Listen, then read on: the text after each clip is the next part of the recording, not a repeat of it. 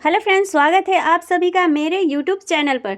तो देखिए, जितने भी भाई बहन मेरे तैयारी कर रहे हैं, कोई भी चाहे प्रतियोगिता परीक्षा हो जाए, चाहे सी टेट हो, यूपी टेट हो या केवीएस हो, सभी में हिंदी व्याकरण से पूछा जाता है और समाज से तो सब में 1 से 2 प्रश्न रहता ही रहता है। तो आज हम लोग बिल्कुल इसको आसान भाषा में समझेंगे कि समास होता क्या है, इसके जितने भी भेद हैं 6 उनको भी समझेंगे बिल्कुल ट्रिक के साथ कि आप लोग उसको कभी नहीं भूल पाएंगे। तो चलिए स्टार्ट करते हैं बिना देरी किए हुए। और समास का मतलब ही होता है संक्षेप। जैसे देख लीजिए, हाथ के लिए कड़ी, इसको एक शब्द में हम लोग क्या बोल सकते हैं? हथकड़ी। तो चलिए आगे बढ़ते हैं। बिल्कुल नोट्स मेरा तैयार है, हाथ के द्वारा लिखा हुआ, उस पर हम लोग समझेंगे। और अगर मेरी वीडियो पसंद आए आप लोगों को तो प्लीज़ लाइक शेयर सब्सक्राइब जरूर कर दीजिएगा। इससे नए यूट्यूबर को भी हिम्मत मिलती है आगे बढ़ने की। चलिए शुरू करते हैं। सबसे पहले समास की परिभाषा देखते हैं कि 2 या 2 से अधिक शब्दों का परस्पर संबंध बताने वाला क्या कहलाता है, या 2 या 2 से अधिक शब्दों के मेल से जो बना है उसको क्या कहते हैं? तो उसको क्या कहते हैं? उसको समास कहते हैं। और यहाँ पर शब्द और वर्ण संधि में और समास में बच्चे अधिकतर गलती कर देते हैं। तो आप लोगों को ये देखना होगा कि शब्द दिया है या वर्ण दिया है। वर्णों के मेल से जो बनता है उसको संधि कहते हैं और शब्दों के जो मेल से बना है उसको समास कहते हैं। इतना याद हो गया होगा। चलिए अब ये पता करते हैं कि समास के कितने भेद होते हैं। तो सभी को पता है कि समास के जो है वो 6 भेद हैं। कौन कौन से भेद हैं? ये समास के कितने भेद? तो 6 भेद है। कौन कौन से? तत्पुरुष हो गया, द्विगु समास हो गया, द्वंद्व समास हो गया, कर्मधारय समास, बहुव्रीहि समास तथा अव्ययी भाव समास। तो ये 6 समास होते हैं जिनको हमें पढ़ना होता है। तो चलिए समझते हैं बिल्कुल ट्रिक के साथ। देखिए, सबसे पहले है द्वंद्व समास। इसमें बहुत कन्फ्यूज़न आता है। अब मान लीजिए किसी बच्चे से अगर पूछा जाए कि दिन रात में कौन सा समास होगा या दिन दिन में कौन सा समास होगा, तो ये इसमें कन्फ्यूज़न आ जाता है। तो इसको हम लोग समझेंगे कि दिन दिन में कौन सा समास होता है और दिन रात में कौन सा समास होता है। बिल्कुल देखिए, द्वंद्व समास को समझते हैं। जिस समास में डेफिनेशन याद करना बहुत ज़रूरी है दोस्तों, क्योंकि डेफिनेशन भी पूछ लेता है, वहाँ पर परिभाषा भी दे देगा कि ये कौन सा समास है। तो जिस समास में दोनों पद प्रधान हो उसे कौन सा समास कहते हैं? द्वंद्व समास कहते हैं। जैसे देखिए, अब जैसे माता पिता दोनों शब्द क्या है? प्रधान है। दिन रात हो गया, ये सब क्या होता है? द्वंद्व समास होता है। अब देखिए ट्रिक समझ लीजिए इसकी, या फिर आप नोट कर लीजिए कि द्वंद्व समास जो होता है कैसे पहचानेंगे? जो एक दूसरे के विपरीत हो। द्वंद्व समास क्या होता है? हमेशा एक दूसरे का ओपोजिट रहेगा। जैसे भाई बहन हो गया, राधा कृष्ण हो गए, सुख दुख हो गया, ये सब किस में आएगा? द्वंद्व समास में आएगा। इसके कुछ उदाहरण देख लीजिए आप लोग। देखिए, माता पिता, भाई बहन, राम कृष्ण, सुख दुख, ये सब क्या है? ये सब द्वंद्व समास है। अगर आपसे यहाँ पर पूछ ले कि रात रात क्या होता है, योजक समझ के नहीं लगाना है कि हाँ इसमें योजक आ गया तो आंख बंद करके द्वंद्व समास। नहीं, जहाँ विपरीत हो, जो वर्ड एक दूसरे के ओपोजिट हो, वहीं क्या होंगे? द्वंद्व समास होगा। तो आ गया ये बिल्कुल समझ में। आप लोग ऑप्शंस देख करके बिल्कुल सही आंसर दे देंगे। अब रात रात को भी हम लोग आगे समझते हैं कि ये कौन सा समास होता है। चलिए इससे पहले हम लोग देख लेते हैं द्विगु समास को। तो द्वंद्व समास समझ में आ गया फ्रेंड्स। चलिए आगे बढ़ते हैं। द्विगु समास फ्रेंड्स बिल्कुल आसान है। इसको आप लोग यूँ चुटकी बजा करके हल कर सकते हैं। इसमें क्या होता है? पहले डेफिनेशन इसका हम लोग समझ लेते हैं कि जिस समास में पूर्व पद यानी जो पहला पद हो वो क्या हो? संख्या हो, उसे क्या कहते हैं? द्विगु समास कहते हैं। जिसका पहला पद जो है वो संख्या को इंगित करता है उसको क्या कहेंगे? द्विगु समास कहेंगे। और द्वंद्व समास में क्या था कि एक दूसरे के विपरीत जो हो, जैसे दिन रात हो गया तो वो कौन सा समास में आ गया? द्वंद्व समास में। और द्विगु समास में संख्या का बोध हो। तो देखिए, जैसे इसकी ट्रिक लिख लीजिए कि जहाँ पर संख्या मतलब हो, जिस समास में सबसे पहले संख्या का बोध हो वो कौन सा समास हो गया? द्विगु समास हो गया। जैसे में देख लीजिए, त्रिभुवन, या और देखिए संस्कृत में ही रहता है, ये संस्कृत भाषा को भी इंगित करेगा। जैसे त्रिभुवन, त्रि का मतलब क्या होता है? यानी 3 भुवन वाला, या जिसके 3 भुवन हैं।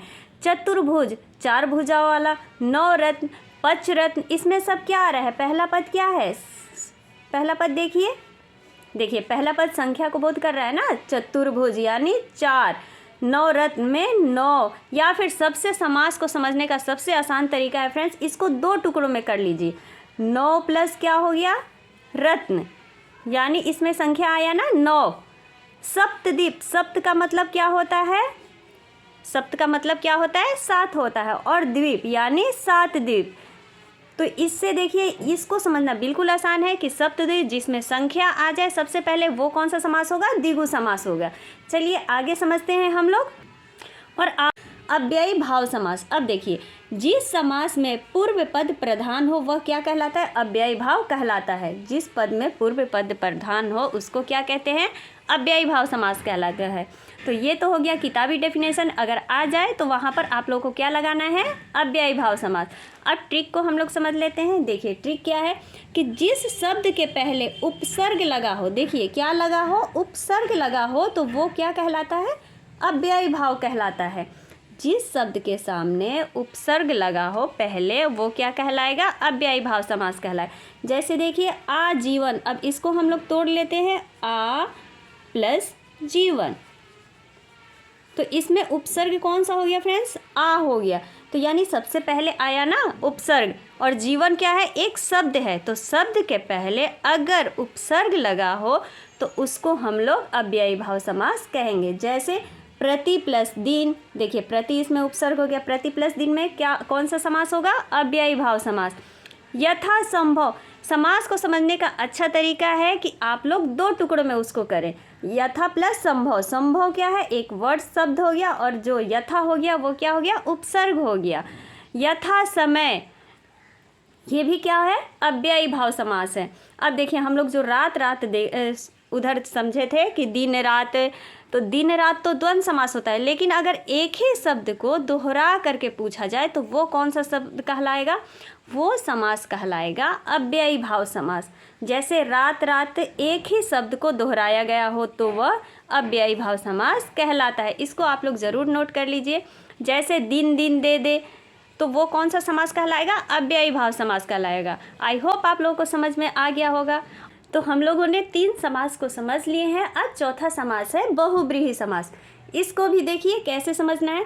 तो पहले डेफिनेशन इसकी देख लेते हैं कि जिस शब्द में दोनों पदों के बीच एक तीसरा अर्थ निकले, मान लीजिए 2 पद के बीच किसी तीसरे का बोध हो, उसको क्या कहते हैं, बहुब्रीहि समास कहते हैं। जैसे समझते हैं, देखिए जैसे हो गया लंबोदर, लंबोदर में कौन सा समास होता है, बहुब्रीहि समास। तो ये बहुत सिंपल है। जैसे लंबा, लंबोदर क्या होता है, लंबा उदर वाला। लंबा उदर वाला किसको कहते हैं, गणेश जी को कहते हैं। तो लंबोदर किसको कहेंगे, लंबा है उदर जिसका, या लंबा उदर वाला, तो वो कौन हो गए, गणेश जी। इसमें गणेश जी तो लिखा नहीं है, लेकिन गणेश जी का बोध हो रहा है, तो ये कौन सा समास हो गया, बहुब्रीहि समास हो गया।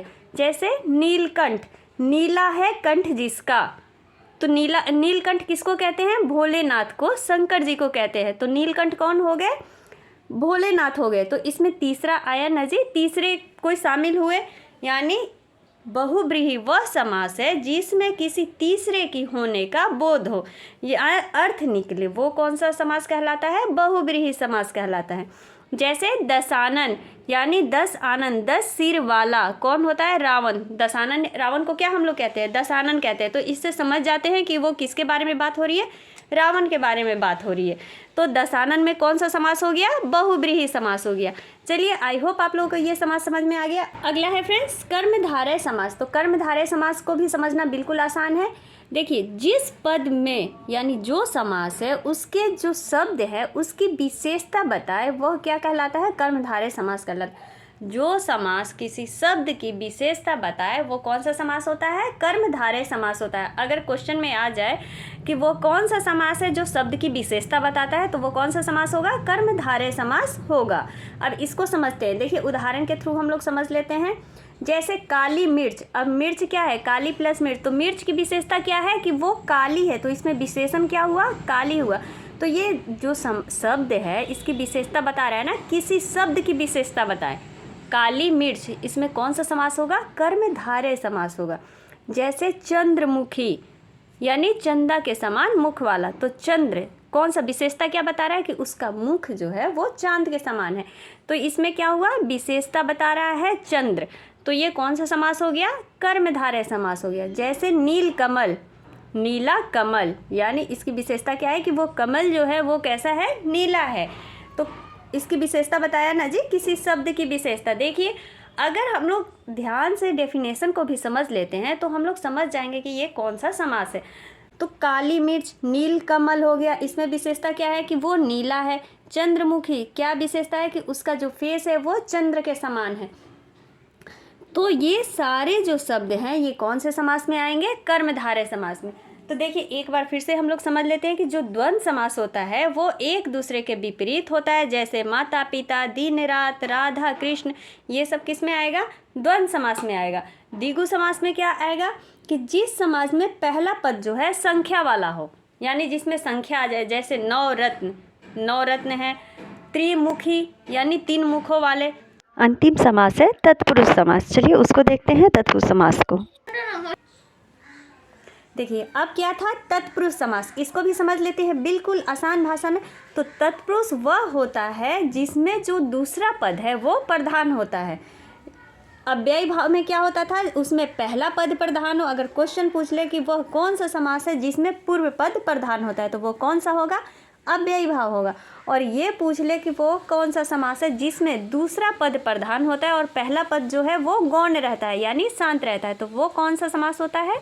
तत्पुरुष समास होता है। और फ्रेंड्स एक नोट्स कर लीजिए कि तो तत्पुरुष समास है उसमें कारक चिन्हों का लोप हो जाता है। कारक कितने हैं? कारक 8 है। पर तत्पुरुष में कर्ता और संबोधन को छोड़ करके सभी यूज में आते हैं। जैसे देखिए राजपुत्र, अब इसमें संबंध हो रहा है ना, राजा का पुत्र, ये क्या आ रहा है? का आ रहा है। तो राजपुत्र में कौन सा तत्पुरुष होगा? तो ये कौन सा तत्पुरुष होगा? तो संबंध जो है वो तत्पुरुष होगा। राजा का पुत्र यहाँ पर क्या बता रहा है? संबंध बता रहा है। यश प्राप्त, यानी यश को प्राप्त करने के लिए, तो को किस में लगता है? कर्ता ने कर्म को, तो ये कौन सा हो गया? कर्म तत्पुरुष हो गया। देखिए फ्रेंड्स ऐसे ही आप लोगों को निकालना है। देखिए इसमें से जो ये कारक के चिन्ह है वो लुप्त हो गए हैं ना, नहीं पता चल रहा है, तो तोड़ करके निकालने पर ही पता चलेगा कि ये कौन सा कारक है।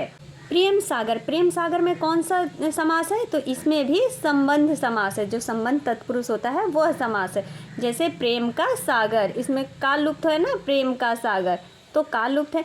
धनहीन, यानी जिसके पास धन नहीं है, धन से हीन है, धन से क्या है? वो अलग है, अलगाव हो रहा है यहाँ पर, तो ये कौन सा समास हो जाता है? जिसमें से आता है अलगाव के लिए, तो वो कौन सा? अपदान होता है। और एक सा होता है जिसमें जुड़ाव रहता है। जैसे मुँह मांगा, जन्मजात, कोई बोलता है ना कि वो अंधा है, यानी जन्मजात वो अंधा है, तो इसमें क्या है? जुड़ा हुआ है।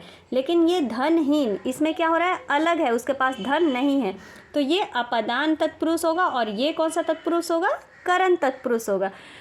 तो मुझे आशा है कि अब समाज से एक भी प्रश्न आप लोगों का एग्जाम में नहीं छूटेगा। वीडियो पसंद आए तो लाइक शेयर सब्सक्राइब जरूर कीजिएगा। पूरा वीडियो देखने के लिए आप सभी का दिल से धन्यवाद। Thank you.